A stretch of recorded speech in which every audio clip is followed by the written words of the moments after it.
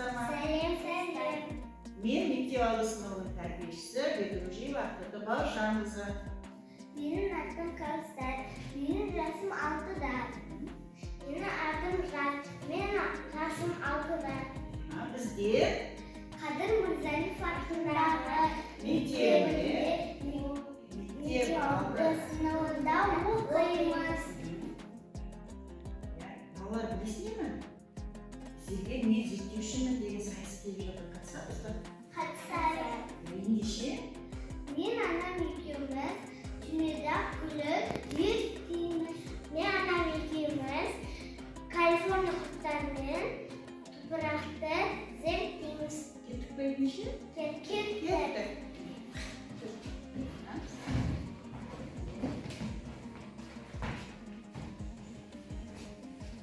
Біз сіздерге анам екеуміз Түймедақ өсімдігінің пайдасы туралы айтатын боламыз және тәжірибе жасаймыз.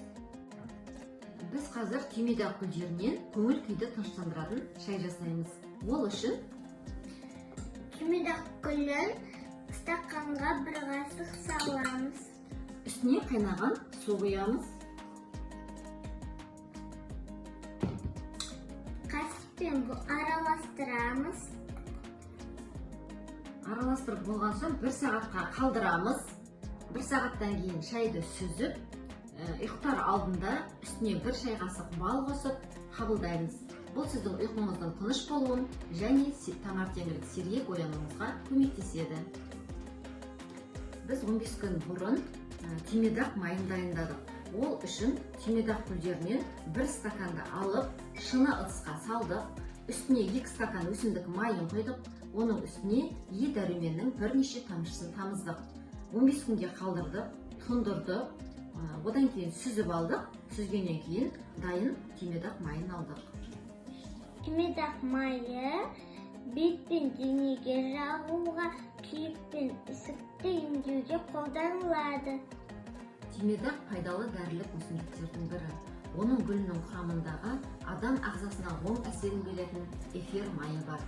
Оның құрамындағы флавоноидтар бактерияларды жойып, аурудың асқынуының алдын алады.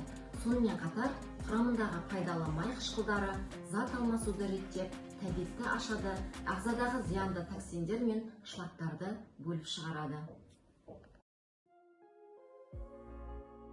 Мен достар, мен Сағындық Жан, мен Қадыр Мырзалиев 0-ші асымда оқимын. Мынау мені әкем Ерван, мынау мені анам Янгүл.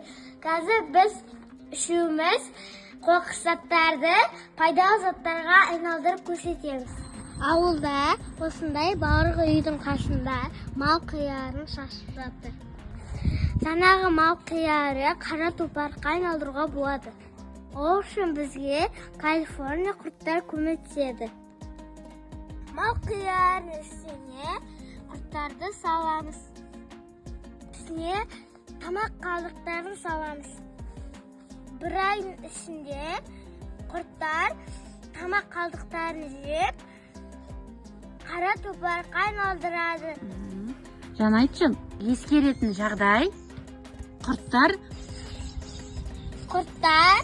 жазды жақсы көреді, ысыны, ал қыста тоңады. Мінесе достар, осылайша мал қияларын, тамақ қалдықтарын пайдалы заттарға айналдыруға болады. Ал қара топырақ гүлдерге егуге пайдалы. Балаңызды осылай істеуге шақырамын.